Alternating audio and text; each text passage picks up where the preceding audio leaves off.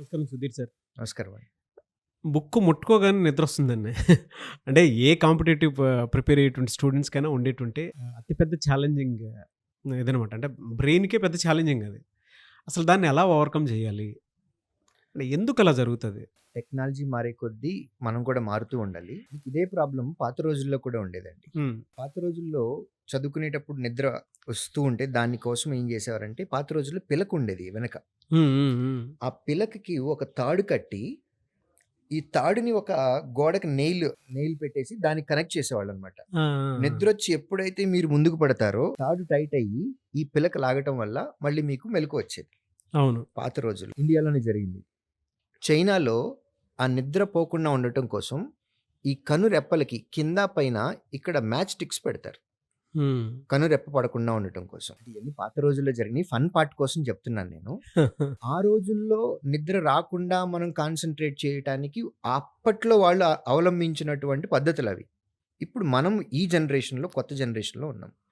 దీనికి తగ్గయి కూడా మనం చేసుకోవాలి. మీకు ఫస్ట్ ఆఫ్ ఆల్ నిద్ర ఎందుకొస్తుందో మనం దాన్ని కాన్సంట్రేట్ చేయాలి. ఫిజికల్‌గా బాగా ఎక్కువ కష్టపడ్డారు. బాడీ బాగా అలిసిపోయింది. అప్పుడు నిద్రొస్తదండి.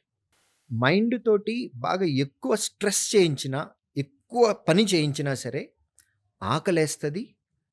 కడుపు నిండా అన్నం తిన్న వెంటనే నిద్రొస్తది. మూడో కేసు. మన మైండ్ ఫోకస్డ్‌గా లేకుండా, హ్మ్. మనం ఒక గోల్ లేకుండా హ్మ్. క్యాజుయల్‌గా ఉన్న కేసుల్లో కూడా నిద్రొస్తది. పుస్తకం తీసి చదవటం మొదలుపెట్టిన వెంటనే.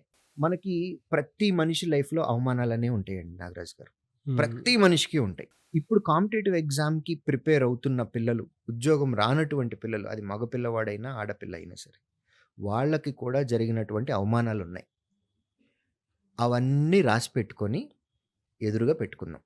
రోజు ఒకసారి చదువుదాం. హ్మ్. మన ఎయిమ్ ఏంటి? రాసుకొని గోడకి ఎదురుగా పెడదాం. మన ఇంట్లో ఫ్యామిలీ కండిషన్స్ ఏంటి? మనం ఎక్కడి నుంచొచ్చాం? మన పేరెంట్స్ ఎంత కష్టపడుతున్నారు? హ్మ్. మనం ఎక్కడికెళ్ళాలనుకుంటున్నాం? అది కూడా రాసి ఎదురుగా పెట్టుకుందాం. మనం ఏ మనిషినైతే మనం రోల్ మోడల్ అని అనుకుంటున్నామో మన లైఫ్‌లో, మనం ఏ మనిషి ప్లేస్‌నైతే అలా మనం ఉండాలి అని అనుకుంటున్నామో, ఆ మనిషి యొక్క ఫోటో ఎదురుగా పెట్టుకుందాం. హ్మ్. ప్రతిరోజు అవి చూస్తా ఉందాం. అల్టిమేట్ గోల్ ఏంటి అనంటే, మనం ఎప్పుడూ మన బ్రెయిన్ యాక్టివ్‌గా ఉండాలి.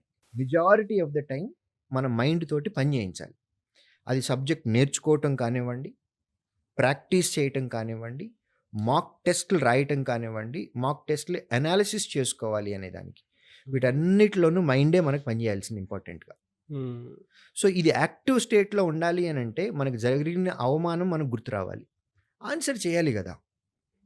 మనం ఎక్కడికెళ్ళాలి అని అనుకుంటున్నాం? మన గోల్ ఏంటి? How you want to see yourself after 1 year, after 5 years, after 10 years. Have a clarity. రాసి పెట్టుకుందాం. రోజు ఒక్కసారి చదువుకుందాం. అమ్మా, నాన్న ఫోటో. అమ్మా, నాన్నని చూడగానే మనకు గుర్తొస్తది. వాళ్ళు ఎంత కష్టపడి పని చేస్తున్నారు ఇంటి దగ్గర. మన కోసం ఎంత సాక్రిఫైస్ చేశారు. మనం వాళ్ళని నెక్స్ట్ మీ ఏజ్ 25 ఇయర్స్ అనుకోండి నాగరాజు గారు. హ్మ్. 25 సంవత్సరాలు అమ్మా, నాన్న మిమ్మల్ని పెంచారు గదా! అవును. వాళ్ళ ఫోటో చూడండి. మైండ్‌లో ఒక్కటే పెట్టుకోండి. నెక్స్ట్ నేను వాళ్ళని ఒక 25 సంవత్సరాలు బాగా చూసుకోవాలి. అబ్బా! గివ్ అండ్ టేకే నేను చెప్తున్నాను. రుణం అని కూడా నేను చెప్పడంలా. నిన్ను బాగా 25 సంవత్సరాలు చూసుకున్నారు గదా!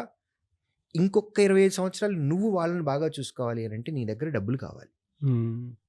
అది సంపాదించడానికి ఉద్యోగం కావాలి. అది ఏ ఉద్యోగం కావాలి? రాసి పెట్టుకుందాం. అమ్మా, నాన్న ఫోటో చూద్దాం. వాళ్ళు మన కోసం ఎంత కష్టపడ్డారు, ఎన్ని సాక్రిఫైస్‌లు చేశారు గుర్తెచ్చుకుందాం.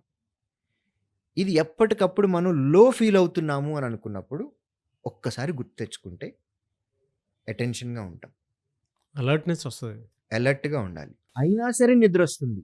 హ్మ్. నిజంగా నిద్రొస్తుందప్పుడు. వెళ్ళి పడుకో. పవర్ నాప్స్ తీసుకో. హ్మ్.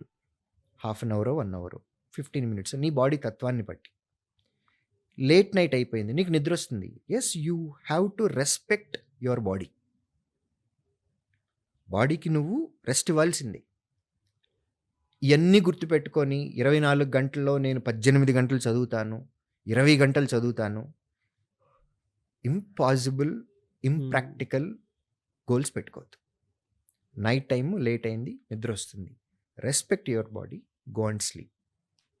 డే టైమ్‌లో వచ్చింది. నిజంగా ఈ ఈ ఫీలింగ్స్ అన్నీ లోపలుండి ఫుల్ అలర్ట్‌గా ఉండి, నువ్వు ఫుల్ ఫోకస్డ్‌గా ఉన్నా సరే నీకు నిద్రొచ్చింది అనంటే go take power nap. 15 minutes come back. మీరు ఇలా చదువుతూ ఉంటే గనక మీ మైండ్ అలర్ట్‌గా ఉంటుంది. పోమోడోరో అని ఒక మెథడాలజీ అవును. ఉంటుంది. టెక్నిక్. It's a technique. హ్మ్. ఇప్పుడు పేరొచ్చింది గానీ, నేను చదువుకునే రోజుల్లో 2005 హ్మ్. అంటే హ్మ్. 21 ఇయర్స్ బ్యాక్. హ్మ్. ఆ రోజుల్లోనే నేను ఫాలో అయిందండి. నిజంగా చెప్తున్నాను. అప్పటికి పొమోడోరో టెక్నిక్ అనేది ఉంటదని, అది హ్మ్. ఫాలో అవ్వాలని ఏమి నాకు తెలీదు. నేను నా మైండ్ సెట్ ప్రకారం నేను వెళ్ళాను. నేను ఒక అరగంట కంటే ఎక్కువ కాన్సంట్రేషన్ తోటి నేను చదవలేను. బట్ ఆ అరగంట చదివింది మాత్రం బాగా చదవగలను. హ్మ్. అరగంట దాటిన తర్వాత నా మైండ్ ఇంకా కాన్సంట్రేషన్ చేయలేదు.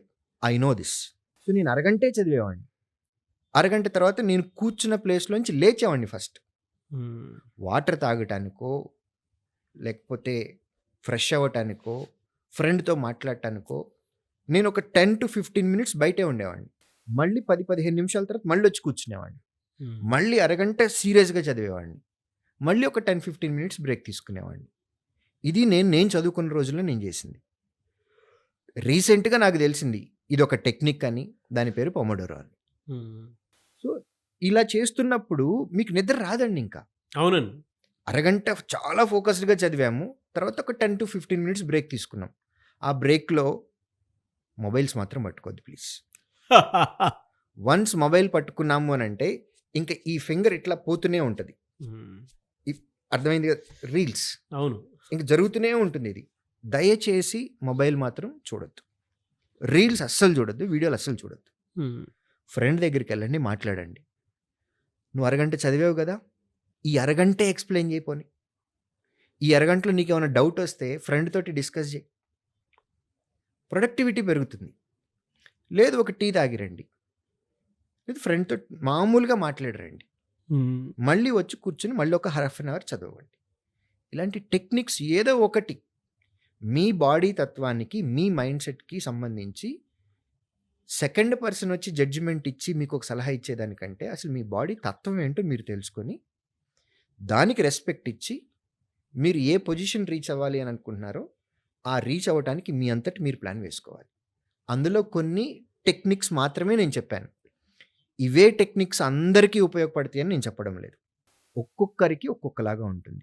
బట్ రియాలిటీ ఏంటి అనంటే, అసలు మనం దేనికోసం వస్తున్నానంటున్న దానికి ఒకసారి ఆలోచించుకుంటే మన పేరెంట్స్ ఇమేజ్ మైండ్‌లోకి వచ్చేసి సరిపోతుంది సార్. మీరు ఇందాక ఒక మాట అన్నారు. ఒక 25 ఇయర్స్ వాళ్ళు మనల్ని పెంచి పోషించారంటే, ఆ మిగతా 25 ఇయర్స్ మనం వాళ్ళని ఏ విధంగా చూసుకోవాలనేటువంటి దాని మీద మనకు ఒక క్లారిటీ ఉండాలి. ఒక నిజమైన గోల్ డ్రైవింగ్ ఫోర్స్ అనేది ఒకటి ఉండాలి నాగరాజు గారు. డెఫినిట్‌గా ప్రతి అండి. మనిషికి. డెఫినిట్‌గా. ఆ డ్రైవింగ్ ఫోర్స్ హ్మ్. అమ్మా, నాన్న రూపంలో రావచ్చు. హ్మ్. అంతకంటే మించిన ఎమోషన్ ఏముంటుంది? మీరు చెప్పినప్పుడు మాత్రం నాకు చాలా బా అనిపించింది. హ్మ్. యాస్ ఎ కామన్ అంటే కామన్ మ్యాన్‌కి ఉండేటువంటి కామన్ ఎమోషన్ కూడా అదే. వాళ్ళని బాగా చూసుకోవడం కోసమే మనం ఇంత కష్టపడి ఇచ్చేసేది. అది ఇంకా ఆ ప్రాసెస్‌లో అంటే ఒక సైనికుల్లానే మనం బిహేవ్ చేయాల్సినటువంటి అవసరం ఉంటుంది. యెస్. థాంక్ యూ అండి. Thank you so much Sudheer sir. Thank you.